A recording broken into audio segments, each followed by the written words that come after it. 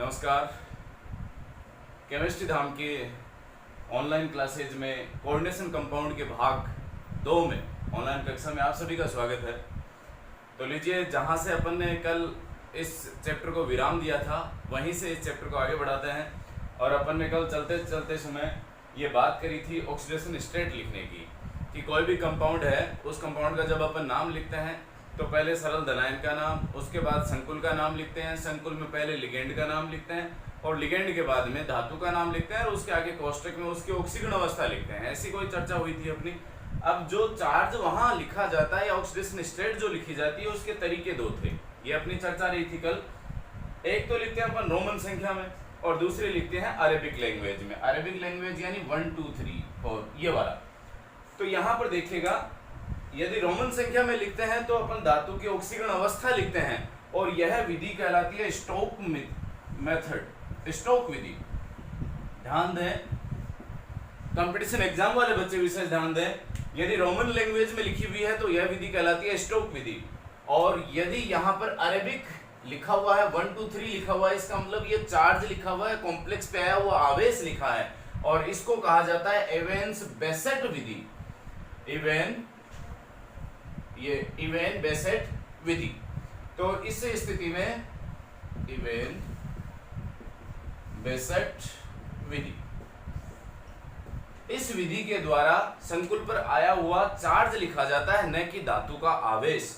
अब यहां पर मैंने 3 एग्जांपल लिखे हैं। पहला एग्जांपल लेते हैं अपन, इसके ऊपर कोई आवेश नहीं है, उसी रूप में लिखेंगे अपन। दोनों विधियों से इसका नाम लिखने जा रहे हैं। तो यहां पर देखते हैं, सबसे पहले लिगेंड के नाम, ये एमीन है, ये क्लोरो है, तो डाईएमीन हो गया। डाईएमीन, डाईक्लोरो या डाईक्लोराइड दोनों लिख सकते हैं क्लोरो के लिए। कल जैसा अपना कल के कक्षा में हो गया था प्लेटिनम। और कोष्टक में यहां लिख रहे हैं अपन, तो कोष्टक में देखिए इस पर आवेश 0 है, इस एक Cl पे -1 तो 2 पे -2 हो गया, तो प्लेटिनम पे हो गया यहाँ +2, इसलिए यहाँ आवेश आया 0। ये कल अपन ने निकालना सीख लिया था। तो यहाँ पर अब ऑक्सीकरण अवस्था निकाले, यहाँ पर तो ऑक्सीकरण अवस्था लिखेंगे अपन सेकंड। अब यह नाम जो है ये स्टोक विधि द्वारा लिखा गया है, जिसमें रोमन संख्या में लिखा हुआ है। इसका मतलब इस धातु की ऑक्सीकरण अवस्था है ये, और ये का ये नाम लिख देता और यहाँ पर लिख देता, यहाँ इसका चार्ज लिखते।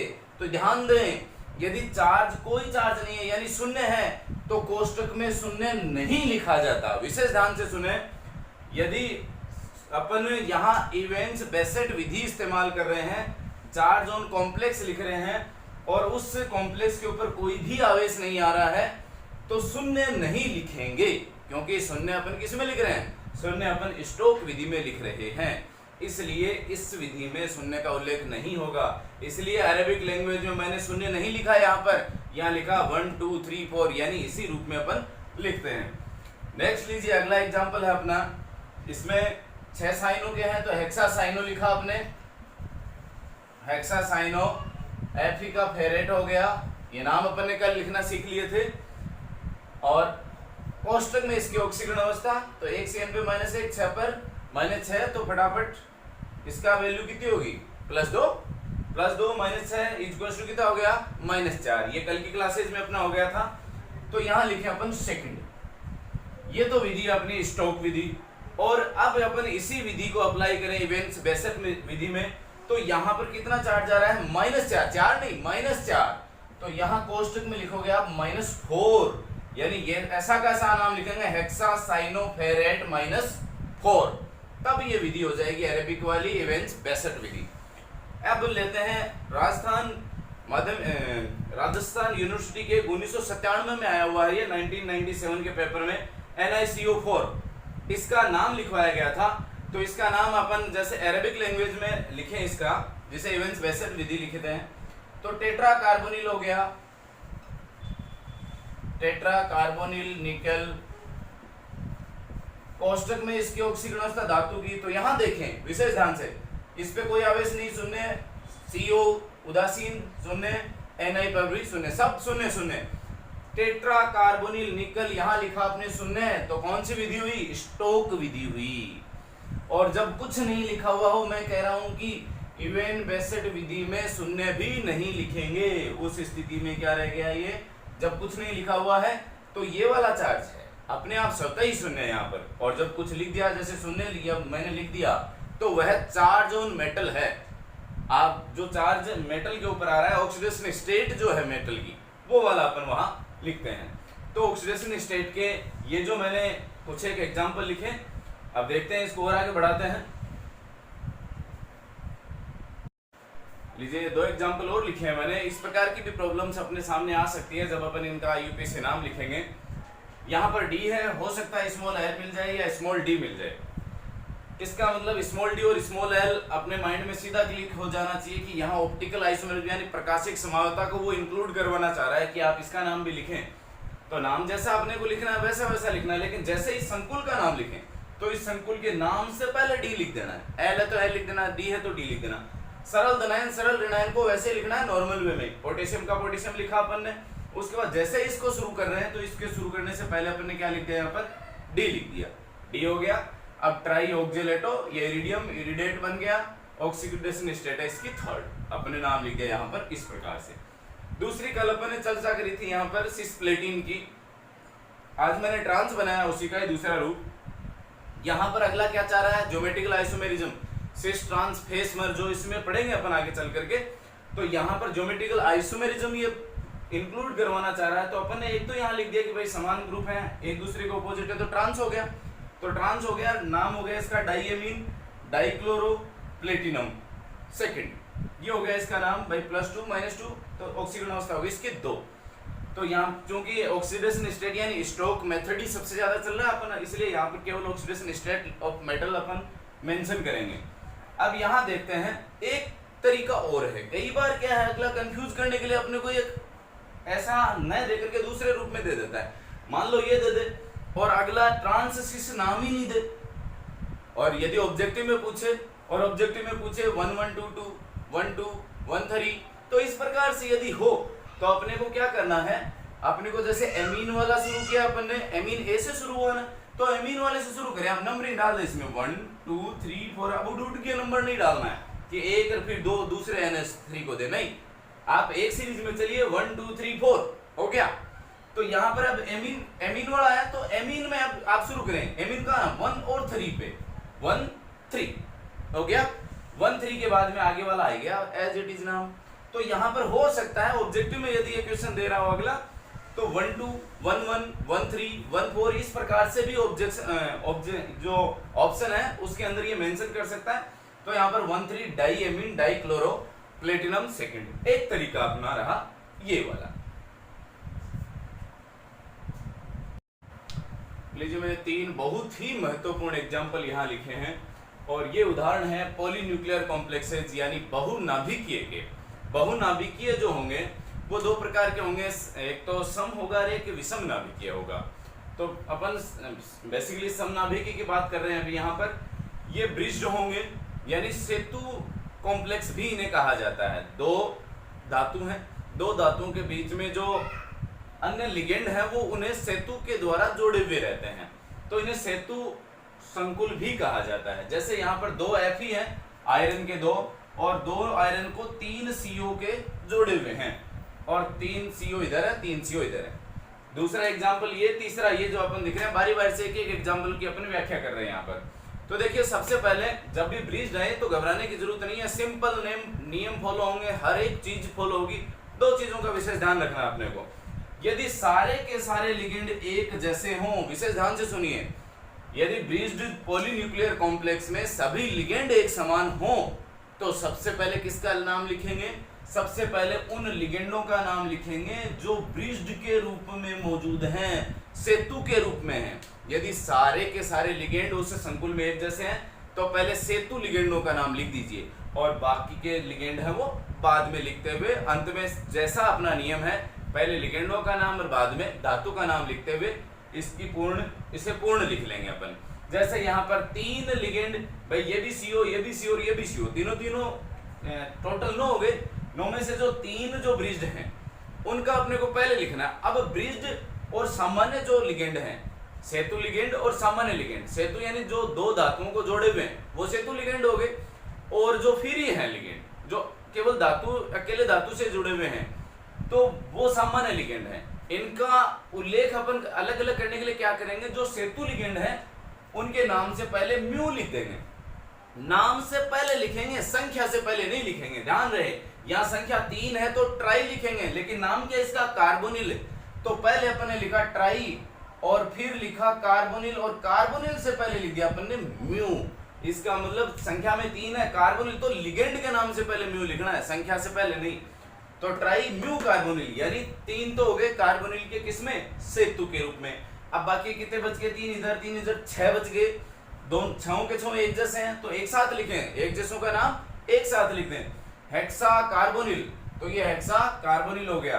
2 आयरन के हैं Fe, तो आयरन हो गया डाई आयरन, ये हो गया डाई आयरन। और ऑक्सीडेशन स्टेट कार्बोनिल है, कार्बोनिल के साथ में क्या रहना है, शून्य, तो शून्य। ये रहा अपना पहला एग्जांपल। दूसरे एग्जांपल की अपन बात करें तो नेक्स्ट एग्जांपल जो अपना रहना है वो देखिएगा यहाँ पर NH3 के होल 4 CO, इधर भी CO, यानी ये भी किसका उदाहरण है, समनाभिकीय का। तो विषम नाभिकीय कौन होंगे, विषम नाभिकीय की शर्त क्या होगी, यदि दोनों के दोनों धातु समान है समनाभिकीय है, यदि दोनों धातु अलग अलग हैं तो हो गया विषम नाभिकीय। दूसरा विषम नाभिकीय की शर्त एक और है, मान लीजिए दोनों धातु समान है लेकिन दोनों धातुओं के ऊपर लिगेंड जो है वो अलग अलग, लिगेंड अलग अलग हैं तो उन्हें भी अपन किस रूप में मानेंगे, विषम नाभिकीय के रूप में लेते हैं। तो उनका नामकरण का तरीका थोड़ा अलग होता है, उन्हें कप्पा के रूप में 1 2 1 2 डाल करके आगे लिखते हैं। देखिए इसको आगे लेते हैं अपन, जो 1999 में राजस्थान यूनिवर्सिटी के पेपर में आया हुआ है, second year BSc second year के पेपर में। यहाँ NH3 का होल 4 है, इधर NH3 का होल 4 है, ये NH2 एमिडो हो गया और ये NO2 नाइट्रो हो गया। अब इनका नाम लिखना है साहब अपने को। अब मैंने पहले तो ये कहा था कि जब सारे लिगेंड एक जैसे हो तो पहले किसका नाम लिखना है, जो सेतु वाले हैं। अब लिगेंड अलग अलग हो तो फिर ऐसा सोचना ही नहीं है, फिर अपने जो सामान्य नियम है वो अल्फाबेट का पालन करते जाइए, इंग्लिश अल्फाबेट का, और इनके नाम लिखते जाइए। तो ये एमीन और ये एमिडो, तो पहले किसका लिखेंगे अपन, एमिडो का। एमिडो में सेतु में है तो म्यू एमिडो लिख दिया अपन ने, ये म्यू एमिडो। उसके बाद में ये नाइट्रो है, एन से शुरू हो रहा है, ये एमीन और ये एमीन। तो अब आ गए एमिडो के बाद में आ गया एमीन, कितने हो गए 8। तो 8 के लिए लिखा आपने ऑक्टा एमीन, एमिनो के नाम लिख दिए। उसके बाद में ये सेतु वाला लास्ट बच गया लिगेंड, तो म्यू नाइट्रो, तो ये म्यू नाइट्रो। और कोबाल्ट है ही, तो यहां लिख दिया अपन ने कोबाल्ट। और ऑक्सीडेशन स्टेट इसकी निकाल ली अपन ने, NO3 पे -1, तो 4 पे -4, तो यहां हो गया प्लस का 4, इस पे -1, इस पे -1, यानी यहां हो गया +3, ये +3। तो ऑक्सीडेशन स्टेट हो गई इसकी 3rd नाइट्रेट। ये हो गया इसका अगला एग्जांपल। नेक्स्ट है अपना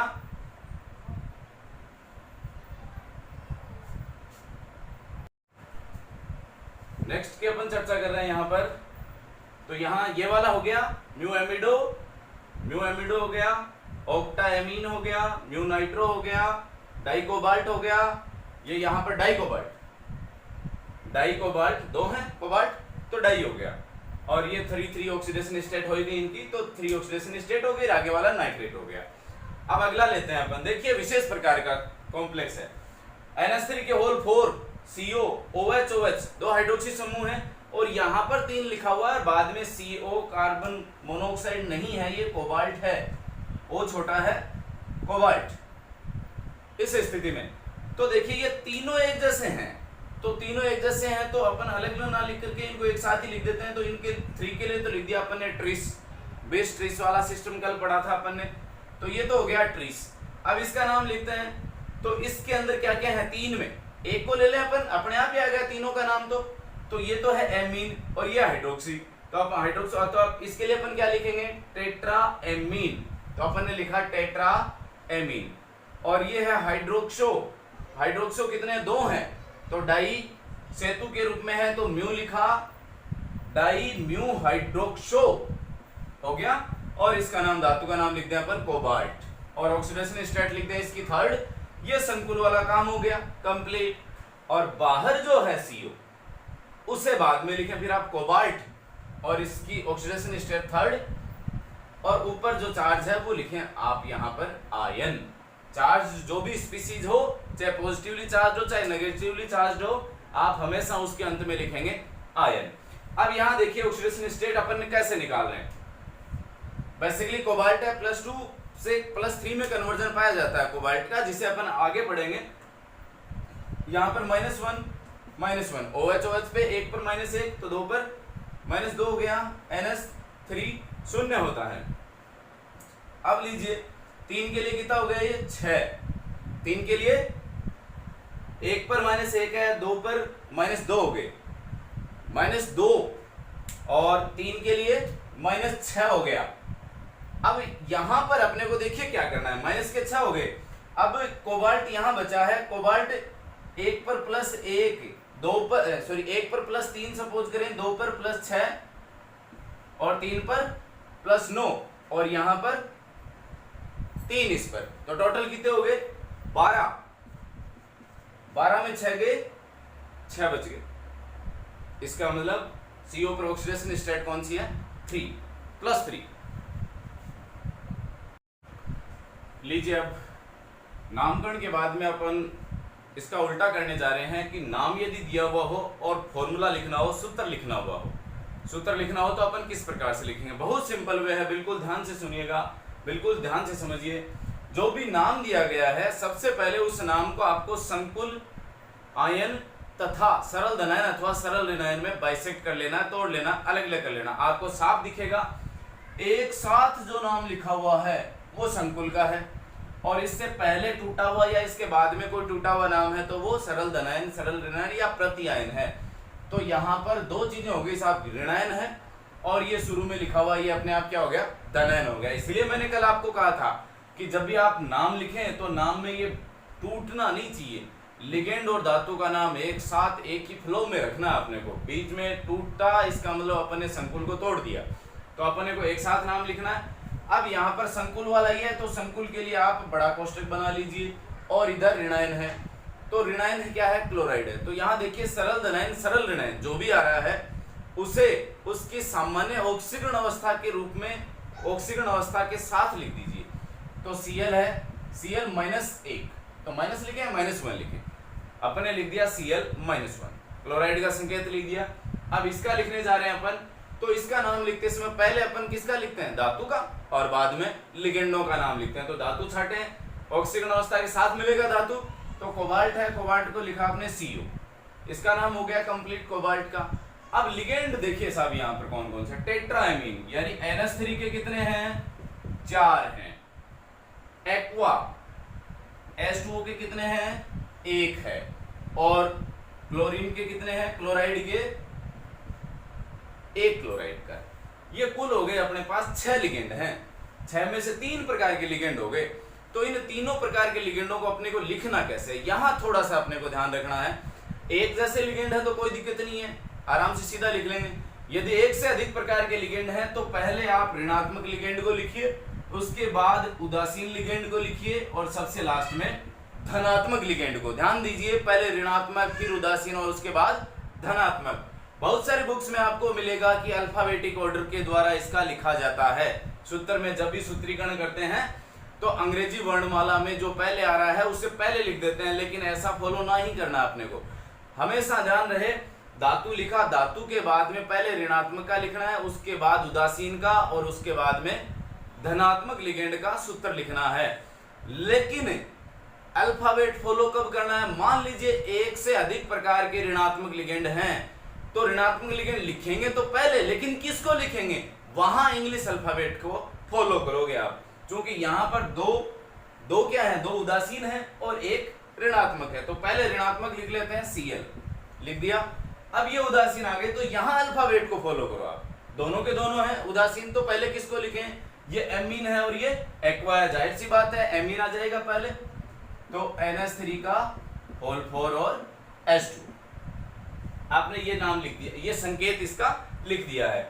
अब चर्चा करते हैं इसके आवेश की। तो आवेश निकालना बहुत सिंपल है, अपने को ये पहले आ रहा तो ये धनात्मक है, बाद में आ रहा तो ये ऋणात्मक है, इन्हें संतुलित करना है और संतुलित समीकरण लिखना है, यानी आवेश को क्या करना है अपने को संतुलित करना है। तो कोबाल्ट पर कितना आवेश दे रहा है अगला +3, Cl का अपने को पता है कितना है, -1 है, NH3 का 0 है, H2O का 0 है। तो अपन इन सब के बीजगणितीय योग यहाँ रख देते हैं। तो बीजगणितीय योग +3 - 1 मतलब +2, ये हो गया।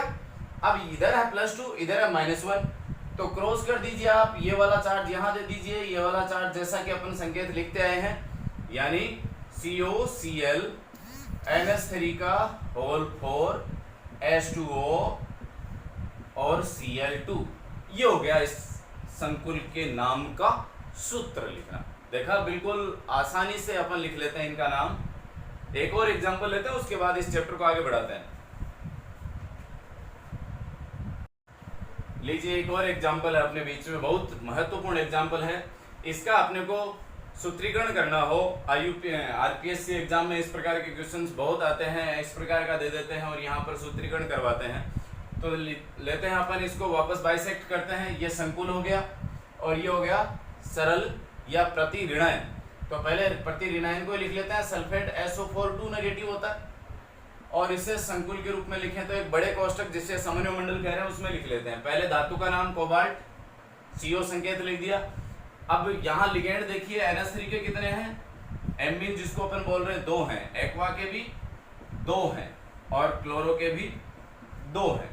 तो पहले किसका लिखेंगे, Cl ऋणात्मक होता है, Cl ऋणात्मक है तो Cl2 पहले ऋणात्मक, फिर उदासीन। अब ये दोनों उदासीन, तो दोनों में जो अल्फाबेटिक इंग्लिश अल्फाबेट में पहले आ रहा है उससे पहले, यानी एमीन NH3 के होल 2 और H2O के होल 2 लिख दिया फटाफट। अब बात बची चार्ज की, तो यहाँ विशेष ध्यान दीजिए, +1 में कौन सी विधि, स्टोक नहीं है, इवेंस बेसेट विधि है। यहाँ ये +1 मतलब यहाँ आया हुआ चार्ज है, बाकी कुछ नहीं है, मतलब इसमें जाना ही नहीं है। अब इसने अपनी आधी से ज्यादा समस्याएं तो हल ही कर दी, इसने अपने आप यहाँ चार्ज दे दिया।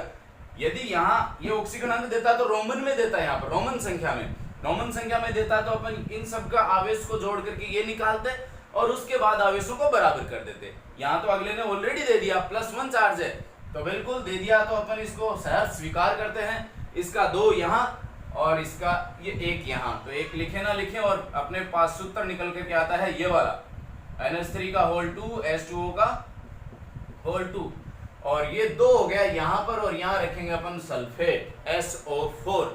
क्योंकि अंत में कोई भी आवेश, सारे के सारे आवेश संतुलित हैं, तो यह अपना समीकरण हो गया। इसका सूत्र अपना सही तरीके से अपन ने लिखना सीख लिया है। बढ़ाते हैं इस चैप्टर को आगे। लीजिए, मैंने यहाँ पर लिखा है कोबाल्ट 3rd NH3 Cl और K पॉजिटिव। जितने आपको इनकी जरूरत है उस हिसाब से आप ले लीजिए। कोबाल्ट 3rd मैंने एक ही रखा है, सिंगल है।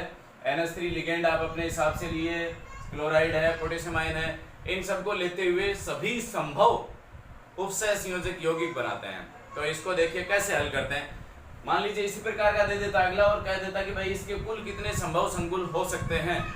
तो यहाँ लीजिए, सबसे पहले अपन क्या करते हैं, पहला संकुल वो संकुल बनाओ जिसमें कि उसके जितने भी लिगेंड है उनमें से जो उदासीन लिगेंड है उसे कंप्लीट लेते हुए उसकी जो उपसय संयोजन संख्या है उसके अनुसार उसमें रख देते हैं। कोबाल्ट 3 है, इसकी जो उपसय संयोजन संख्या है, कोऑर्डिनेशन नंबर है, वो होती है 6, यानी ये 6 से जुड़ेगा। तो NH3 है, इसको कंप्लीटली अपन ने एक बार दे दिया, 6 के 6 इसमें दे दिए, कोई नेगेटिव इसको नहीं देंगे अभी। यानी पहला कॉम्प्लेक्स कौन सा बनाना है, जिसमें सारे के सारे उदासीन लिगेंड हो, बाकी अन्य कोई लिगेंड ना हो। अब इसे संतुलित कर लीजिए। इस NH3 पे 0 चार्ज, इस पर +3 हो गया, तो यहाँ Cl के कितने हो गए, ये वाले Cl3। पोटेशियम यहाँ नहीं आया, ये 1 नंबर का बन गया। अब क्या करें, अब NH3 को कम करते जाएं और Cl को इसमें बढ़ाते चले जाएं। अपन ने पहले मैक्सिमम ले लिया, जितनी इसकी उपसय संयोजन संख्या थी उतनी ही मात्रा में इनको लेते हुए पहला संकुल बनाते हैं, और वो लिगेंड कौन से होंगे, उदासीन लिगेंड होंगे। दूसरा लेते हैं अपन CO NH3 का, अब अपन करते हैं 5, ये हो गया दूसरा, तो एक Cl अंदर आ गया, तो यहाँ हो गया Cl2, फिर CO Cl2 NH3 के हो गए अभी 4 और बाहर हो गया 1 Cl, फिर CO Cl3 NH3 के हो गए 3। अब वही क्रम बढ़ाते रहिए आप, COCl4 NH3 के हो गए 2। अभी पोटेशियम आयन यदि नहीं होता तो अपन यही खत्म कर देते इस बात को, लेकिन पोटेशियम आयन भी है तो अभी ऋणात्मक काम में ले रहे थे, अब धनात्मक काम में लेंगे अपन। तो यहाँ पर इस पे +3 है, ये 1 पे -1, 4 पे -4 हो गया, तो यहाँ -1 बचा, इसका मतलब पोटेशियम आयन आ गया 1। फिर CO3+, Cl के 5 हो गए अभी, और NH3 केवल सिंगल। अब यहाँ पोटेशियम कितने हो गए 2, वापस COCl6, NH3 पूरा गायब, और ये हो गया K3।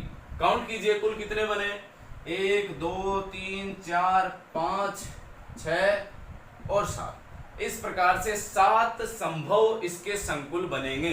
जो मैंने यहाँ ऊपर मैटर लिखा है, इससे सभी संभव संकुल कितने हैं 7। तो सातों के सातों मैंने यहाँ बोर्ड पे उतार दिए हैं। अब आपका काम ये है कि आप इन सभी के IUPAC नाम लिख करके घर पर अभ्यास करोगे।